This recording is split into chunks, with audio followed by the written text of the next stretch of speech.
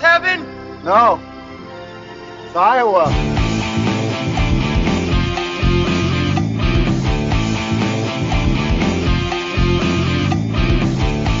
Guys, I'm getting out. You can't get out. You think you can just get out? Just like that? Just one big score, baby. I know, man. You got color TVs in every room. You're living the American fucking dream, buddy. That's true. I got that. I've got, well, I shouldn't say it, but, you know, in the bedroom, I got a bad bitch. And Do you have just the one or do you have multiple? oh, multiple. But I'm getting out of the business, guys. This podcasting game is just not for you, huh? That's right. You got to split it 3 ways. Well, on your way out, do you want some Coke or have some weed? I mean, you know me. I'm your friend. Your main boy. Thick Do you thin. have them on a cross that you lick all the time? But I can snort? Yeah, I'll give you. Yeah, I'll just pass it to you. Yeah, you can use my little mini scoop or spoon or whatever it is. Sure, go for it, man. We're talking Superfly on the Pot of Dreams. This dude is bad, and he ain't just fly. He's Superfly, yeah, Superfly. When it comes to women, they come to him, but it's still not enough. He wants a big score, $1 million in cash, yeah, the big one. This is a chance, and I want to take it now, before I have to kill somebody, before somebody ices me. What kind of money are we talking about?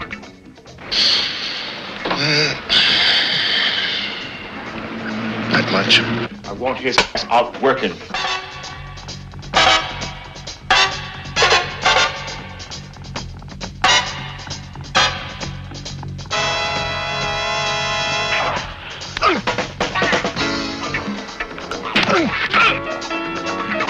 Now that I took all this chance for nothing, and I go back to being nothing, working some jive job for chump change day after day, because that's all I'm supposed to do, then they're gonna have to kill me, because that ain't enough. Ain't I clean, bad machine, super cool, super mean, feeling good for the man, Superfly, here I stand, secret stash, heavy bread, baddest bitches in the bed, I'm your pusher man. Can a Superfly Harlem dude beat the system? He's got a plan to stick it to the man. He's super hood, super high, super dude, Superfly. Hello, everybody. You're listening to the Pot of Dreams. If you listen, we will pod. I'm Ben, along with Kevin and Eric. How are you fellas doing? Doing great, man. Excited to be here. High on cocaine, as usual. All right, great. My normal Fantastic. pre-podcast routine, just snort a couple 8 balls. It's fine. You can do a little. Do you couple snort bumps 8 here and ball? there. 8 balls. I mean, if you could, Yeah. it's a fair amount to do. That's but a yes, lot of cocaine, right? Yeah. Cokeheads would absolutely snort an 8 ball easily in a night. They could do that. Yeah, and you guys can't see this, but every I don't know, like 15, 20 minutes, Eric gives himself a little bump. He just goes off mic. You got to go just both recharges. nostrils too. Oh yeah, you do the one, you do the other, and you're good to go. I guess we're talking about drugs because this is a super drug infested movie, Superfly. I picked it. Is an era of film we hadn't covered, the blaxploitation era, and this is one I like the best, which isn't to say it doesn't have problems, because it does, but I super enjoy, I guess, the vibes of this one. Had either of you even heard of this movie before? Yeah, I've heard of it. Curtis Mayfield had a pretty big soundtrack to it, and I heard of other blaxploitation movies. Haven't watched very many. Seen Shaft and Sweet Sweetback's Badass Song, I think is the name of that one. Oh, is that any good? Is that a musical? No, it's not a musical. It's Mario Van Peebles, or his dad was in it and directed it. I didn't think those were very good movies, but they were entertaining a little bit. So I didn't have very high hopes for Superfly, I gotta say. That's fine. Okay. So were you not even mildly entertained then? By Superfly? Yeah. Oh, I enjoyed Superfly. I was impressed. Oh, okay. All right. It does have some problems. It has very shoddy editing for a movie. Yeah. Oh, on the technical level, it's riddled. It feels with like issues. a student film for some. Yeah, of it's like an early '70s independent movie, basically. It's like the equivalent of that. Oh, for sure. There was a time when Superfly gets the little manila envelope with like the dirt on the commissioner guy, and they're trying to do a zoom, but instead of like doing a slow zoom in on it, it's like jerky because he's like because there's like they just didn't know how to do it exactly right. Not that I could do it any better. Yeah, the editing is choppy, and there's a action sequence at the beginning, and Steadicam wasn't even invented yet, but like it's just the camera's shaking because they just can't keep it steady as they're running to keep up with the actors. It's rough. He jumps over trash, which is where the camera is, and the camera gets hit, and it like shakes, and you can see stuff like it's just there's a little bit of that, but there is a cool sequence with the still photography, which I thought was like really the cool, montage. He's like the montage of the drug deal. Like I thought that worked really well. I was like, whoa, that is like a cool move to put in a movie like this. Yeah, I'd forgotten about it. In the beginning, we get a little like still photography. So you had seen this before? Yeah, call it 10 years ago, give or take. Yeah, it was. I don't know if it was on Roger Ebert's great movies list or what, but I don't remember how I came across watching it. It's very rough though. It's very rough. But my biggest beef is I think there's just a lot of filler in it. Like they wanted to pad time, so there's just like they repeat songs and shots. And then the worst is just the sex scene right in the middle. It's just gratuitous and pointless.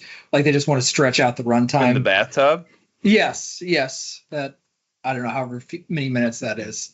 It's a nice booty shot in that. It starts right on the nice ass. Just that's it, and that's the big focus the whole time. But more than anything, I like the vibes. I know Eric, you talk about sometimes it's like the bros getting together and then that guitar shreds and you're on board. To me, one of those things that just gets my juices flowing is like dirty 70s New York, 70s, 80s New York. When I see that, I'm already like, all right, hell yeah. It looked cold that too. In spades. Yeah. It must have been like January or February, something like that. Yeah, it looked dirty and snowy and cold and miserable. And I was just on board. We get a nice overhead shot with like two just random junkies. I'm already there. And then the Curtis Mayfield tunes, which again, get reused a bunch. I know. I mean, this is probably stupid because I'm not like a film expert, but Tarantino must love this movie and movies like this because like I really thought of Jackie Brown a lot when I was watching this movie. He's like, oh, that's kind of, he must have stole a little bit of this from this movie for Jackie Brown. You know, I think he was trying to make a blaxploitation movie with Jackie Brown. Oh, absolutely. Yeah, for sure. Pam Grier was a big blaxploitation star. So absolutely, he was bringing her career back and redoing it and adding little touches. No, that's totally correct. I'm sure he saw a bunch of those. I probably saw all of them. But it's that score and then just walking around and just seeing like they're just walking through the city at the beginning.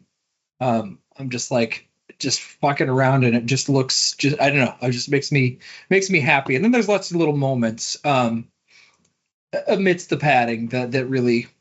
I really, really like. But I mean, Eric, what was your general thoughts? You didn't even know this movie existed? So Eric taking a break for a little bump. All right, go ahead. I can hear you. He's white around the nose like a Georgia mule. Yeah, I had to just do some cocaine. Sorry. You're good. So had you heard of this movie at all, Eric? And what were your impressions? Oh yeah, I mean I had heard of it. I had never seen it before. It was kind of choppy. It took a little while to get to the plot because like he gets jumped and you're okay, so he gets jumped by some weird junkies and then he his customers basically. And then he goes to a craps game. We still don't really know what's going on, like what's happening, what's this guy's deal. And there's some weird a weird vibe that he gives me. Like, I don't know what his deal is. It turns out he's done with it and wants to get out and doesn't like this shit, doesn't like the life anymore. But it took me a minute to like connect with what he was doing, and then we find out he's got his business partner and like, you know, they've been dealing together and he's trying to get out. And like once that started, he's like, one big score. I'm like, all right, I'm in. Like, Okay. One last score. There was also a lot of side stories, like the one dude with his wife where he gets him to steal money from some other guy. Like there was a lot of that stuff that like I didn't need all that, you know. Well, he's got to show how he runs his business, I guess. It shows a little bit why he doesn't like it, because he has to toe the line. Like, he's not killed anybody yet, I think, is the implication. Like, he says that to his partner. He's like, so he's never killed, but he's like, it's gonna happen, and he knows it, and he doesn't want to do it, and he has to be tough with that fat Freddy guy to threaten to put his wife into prostitution. And I don't think he likes doing that shit, but he has to do it. Well, and his wife was also kind of flirting with everybody, and then he ends up killing another guy, right? Because he touched his wife's hand or something. Yeah. Oh, yeah. Fat Freddy. And then he gets pulled in by the cops, and then he gets run over by a car, awkwardly. Not before giving up Youngblood. His name, Priest. Right. Yeah, you keep calling him so Superfly. Priest is the main character. You call him Superfly? Like, I always forget his name, so I go for Superfly. Yeah, but Priest. Yes, Priest is his name. He gets called Youngblood by Scattershot, who's the old timer who Scatterman. Also, Scatterman, who also wants to get out, but he's the guy. He owns the jazz club, but he's also a big time coke dealer, right? Or he's like the middleman, coke middleman. Yeah, he purchased it wholesale and then taught Priest how to distribute, I guess, and sell. Well, and then Priest kind of inadvertently cuts him out, right? Because he's like, he goes to the main guy. The main guy's like, well, I'll just go to you. And that gets Scatterman killed. Right, because they didn't need him anymore. Yeah. Which is one of the moments I liked. I mean, I don't like it because it wasn't happy, but I think it was well done, even though it was like rough. Is when he dies, he's just like, please don't kill me. And they just inject him with this, whatever, heroin or whatever it is. And he like just has this last, right. And just has this one moment, oh, you did it. And then that's it. And you get to see the end of the life, right? Like he Scatterman had it all. And then obviously just ended up dead in some car, courtesy of the cops. Yeah. And Priest doesn't want that to happen to him, but his business partner is like all for it. Like, oh, he had a nice life, and he's like, let's do that. He's like, fuck it, yeah, I'll do this for a couple decades and then get killed, but I'll live it up while I can.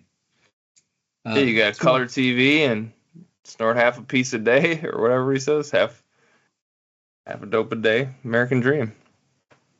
Yeah. And he gets asked, Priest gets asked all the time what he would do if he was out. He doesn't even have an answer to that, which is interesting.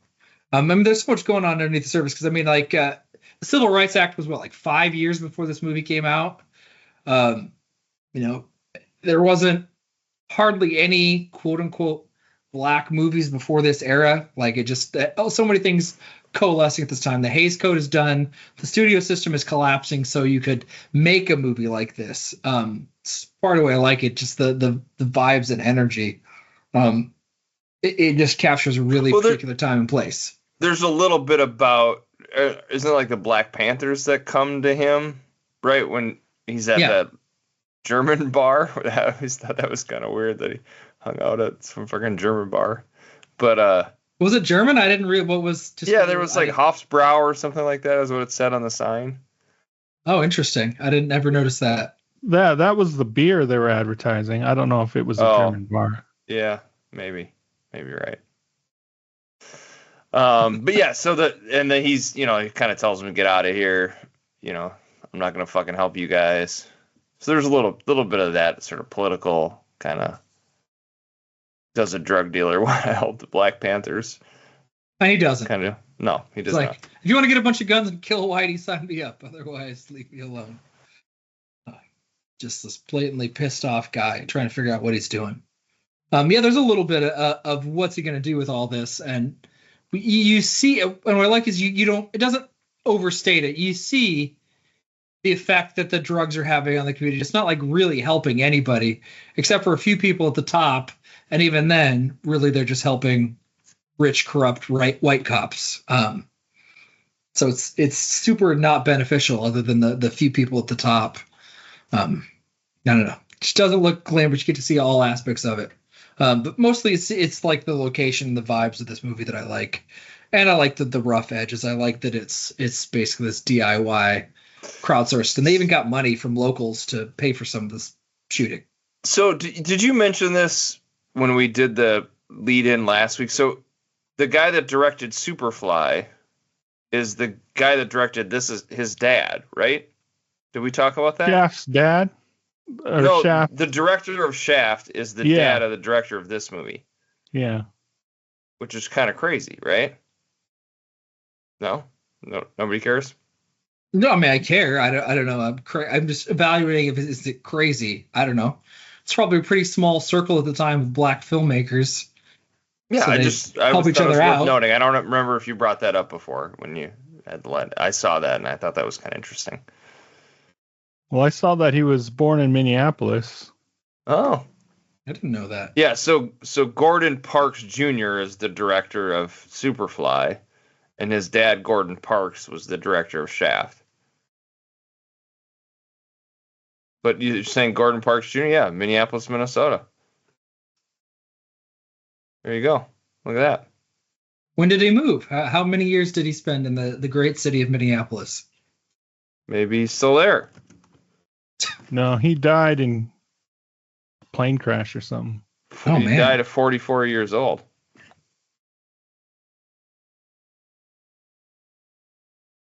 Just a few years after he made this. Like 7 years later. Oh, wow.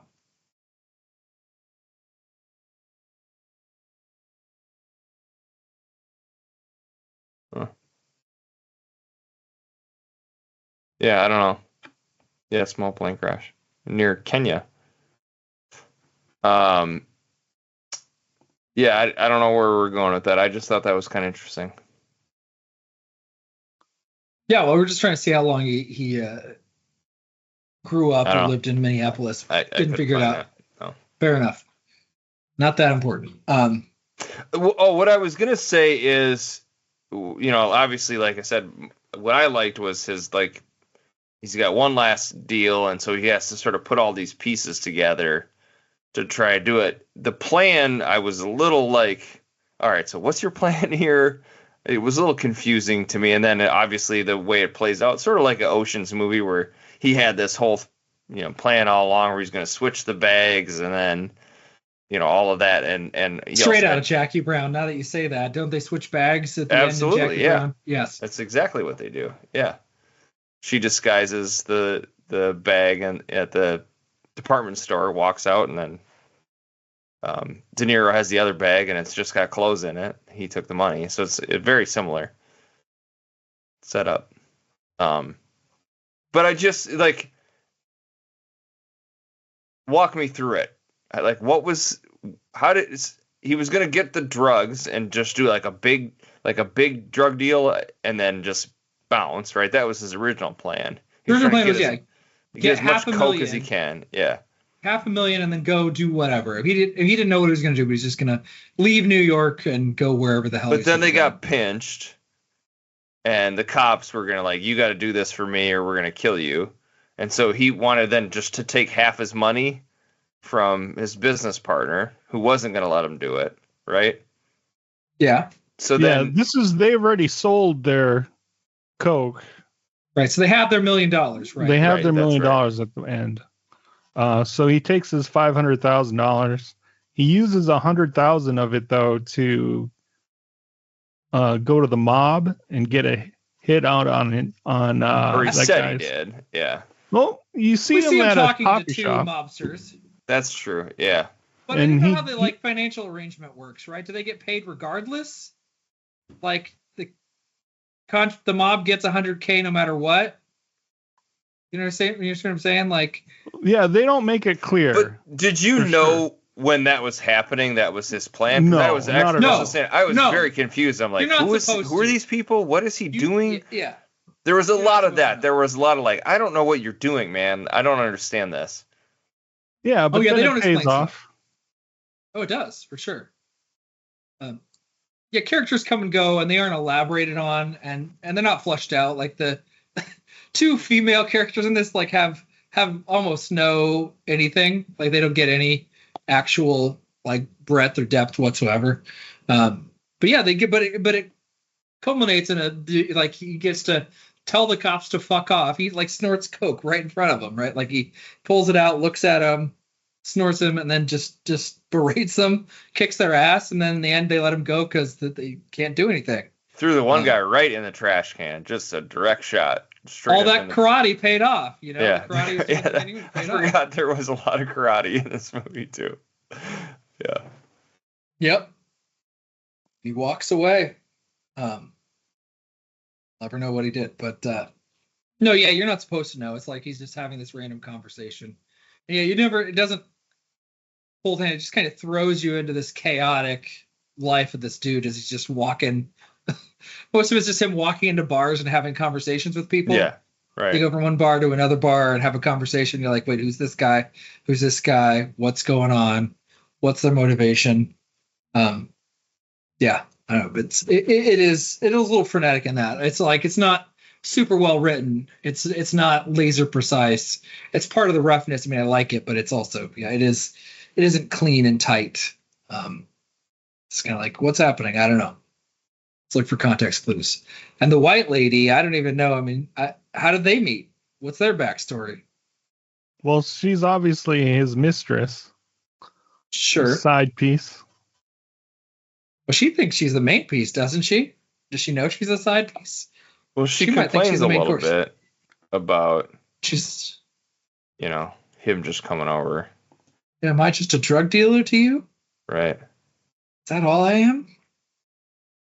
But I don't even know what her name is. And she's just like 70s white rich lady. She looks very dead-eyed to me too. By the way, I mean, I look at her eyes and like, what's going on? I can't She's tell. probably on a bunch of cocaine. Well, that's true.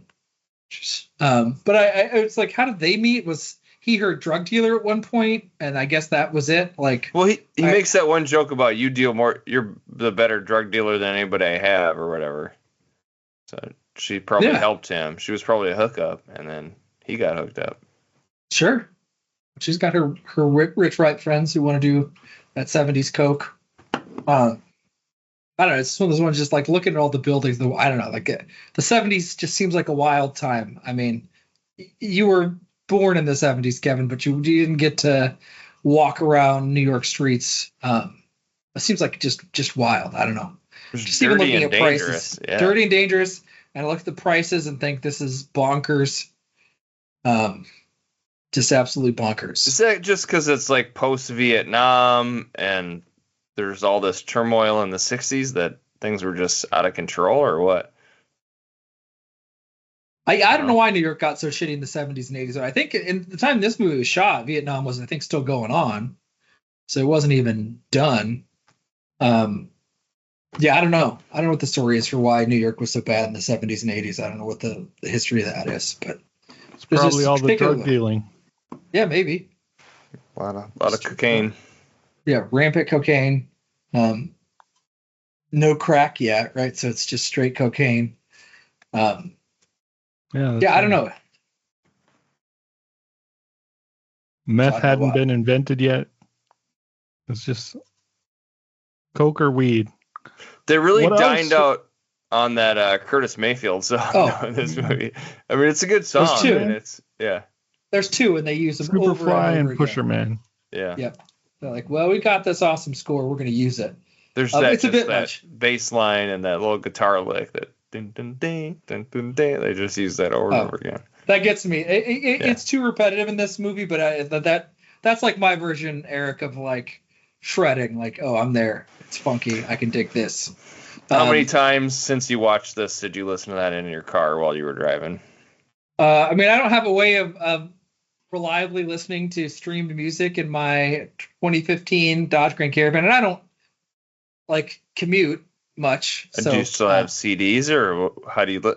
We need to talk about that. How do you? I listen to the radio. I don't know if you remember this. Only the radio, exclusively the radio. Pretty much, yeah. Do you have a tape deck or a CD player or anything? I do, but I'm not going to get my book of CDs out and like plug in a CD. They make those like things you could. I had it in my tape deck where you had a do you have an aux cable where you could plug in? Yes, your there's phone? an auxiliary cable. I know what you're talking about. It's a cassette that like has a cord on it that you can plug into your iPhone. I know exactly what you're talking about. I've had one of those in the past. I don't know where it is currently. It may have just offed itself. I don't know. It's somewhere. So no, I've listened to it a bunch just, on my computer on Alexa.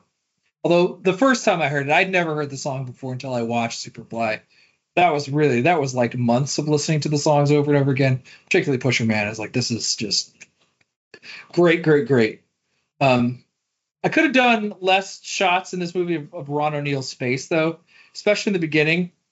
Like, for a while, we're looking outside, and then he gets in his car, and it just, like, the camera's right on his face. I wanted to see more of the streets.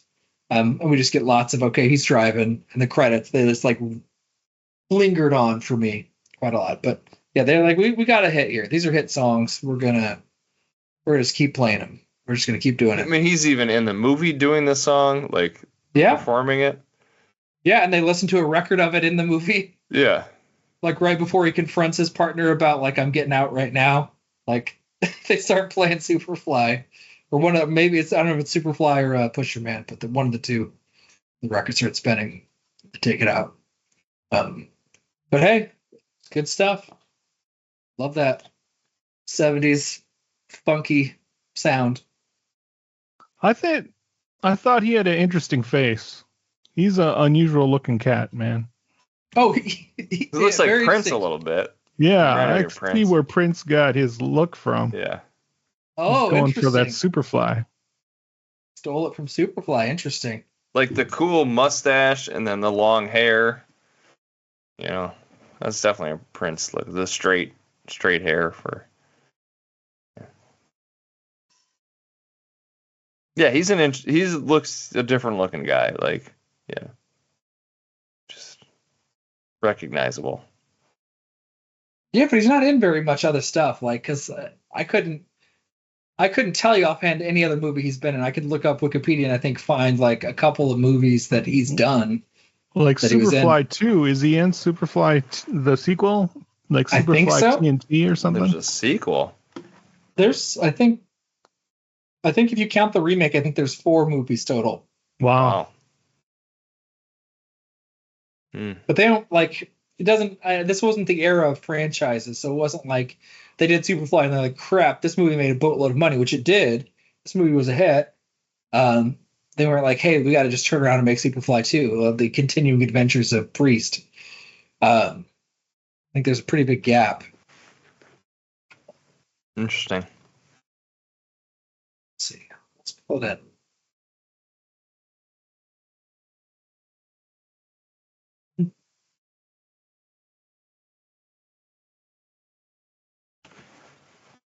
Yeah, I mean, I don't.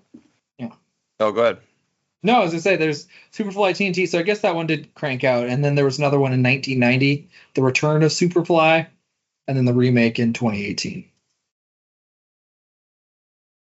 Anyway, That's all. Go ahead, Eric. No, I was just gonna say I don't have a whole lot else to say about it. It was an entertaining movie.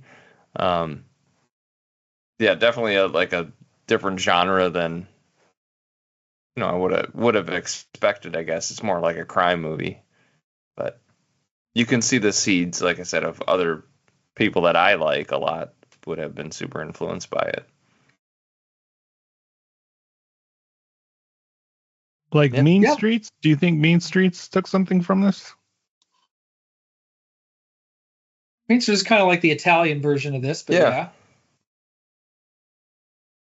Yeah, I mean, it probably opened the door to make a more gritty, crime movie like that. I mean, yeah, this is the 70s. This is like right at the beginning of the 70s explosion of all these crime movies, right? Godfather came out this year. It was just the era of studios just giving the keys to anybody, like, make movies. We don't know how to do this.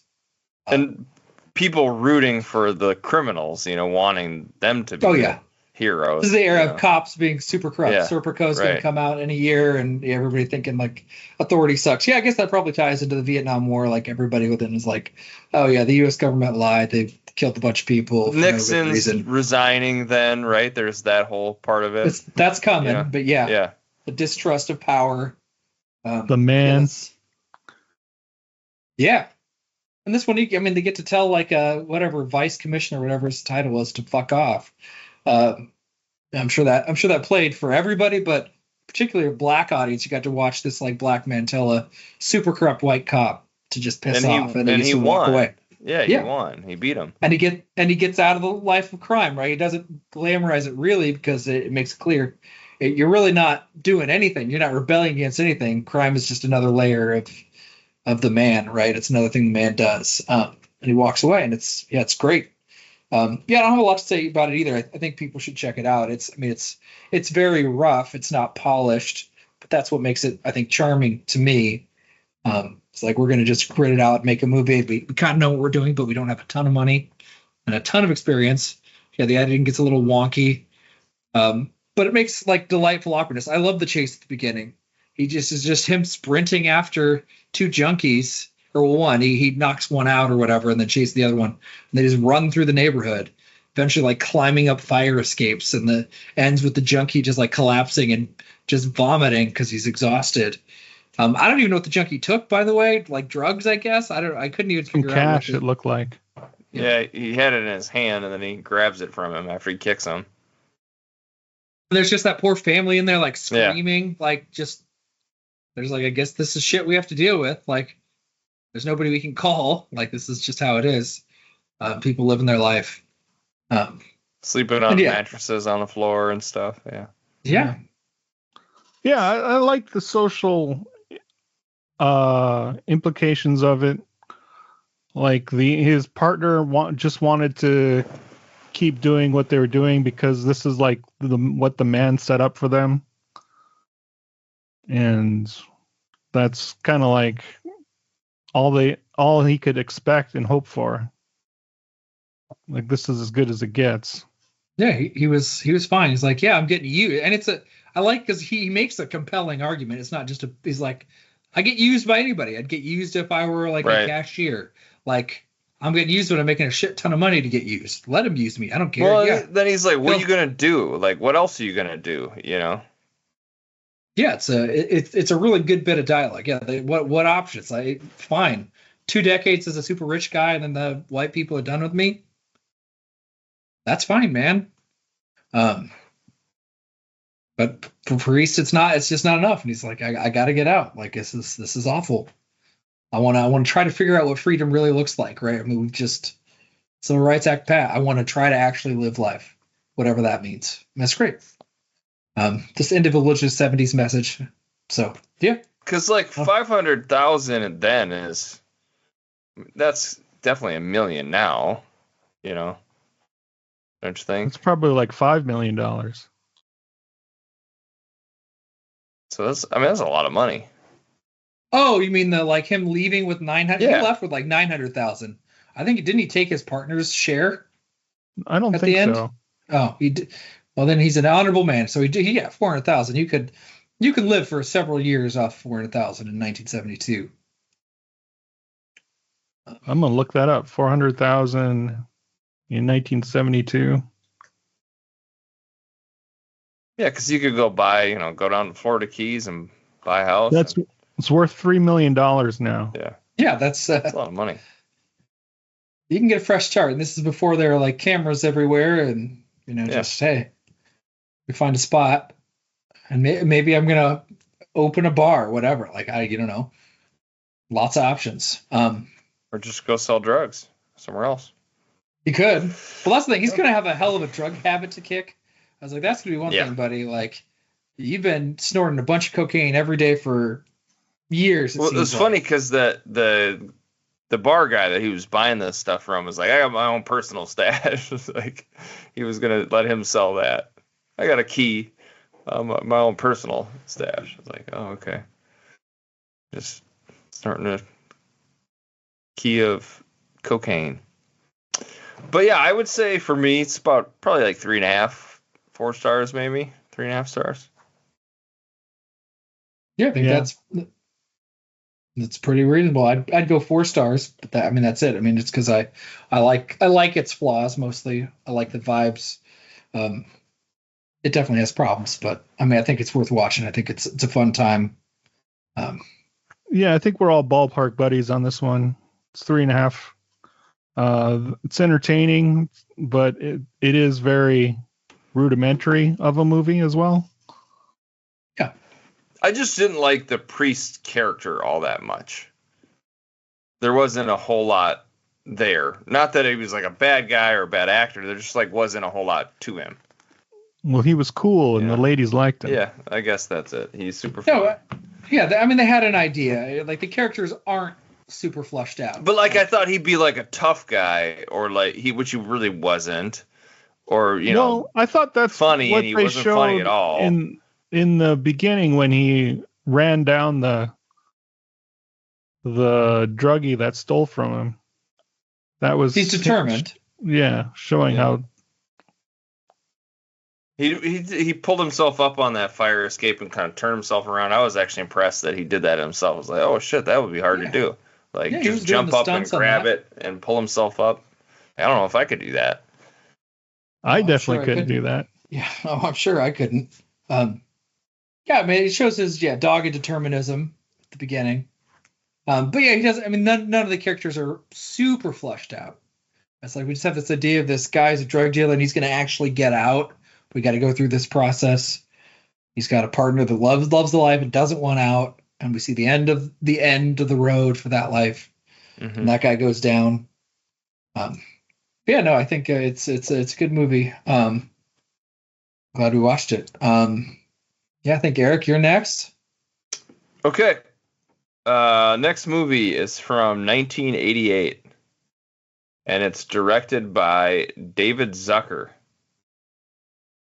That's the director's name. I know that's not much of a clue because he probably... Is that like Airplane or something? It is not Airplane. Airplane's earlier. Airplane's like 79, 80. Naked Gun? Naked Gun is correct, yeah. So you do know who David Zucker is. I wouldn't have known. Oh, they did. They did all those goofy... like he did the scary movies, too. Yeah, like that was his whole... all the like satire spoofs. It's like, no, that was super helpful. Right. That makes sense. Okay. Well, yeah. In honor of the remake that's just came out. And it stars Naked Gun from the Files of Police Squad is actually the title of the movie. Stars Leslie Nielsen, and the remake stars Liam Neeson. I don't. They must have done that on purpose, right? That their names are so fucking similar. I think. Yeah, there's apparently an old show called Police Squad, which I've never seen, but that predates the movie. That's why it's from the Files of Police Squad. There was like 6 episodes of the Police Squad, which was the same energy. I have not seen this movie in a long time. I haven't either. I remember really loving it. Yes, there is a new one. I think it was on some of the free, like Tubies or whatever, free services to watch. I don't know if it still is, but Well, I'm watching the sequel/remake this weekend. So heard it's good. Heard it's fun. Yeah, I heard it's good too. So yeah, The Naked Gun. We're watching that next week. Awesome. Stay tuned. Get ready to laugh. All right. Bye-bye. Stay cool. Pushing me.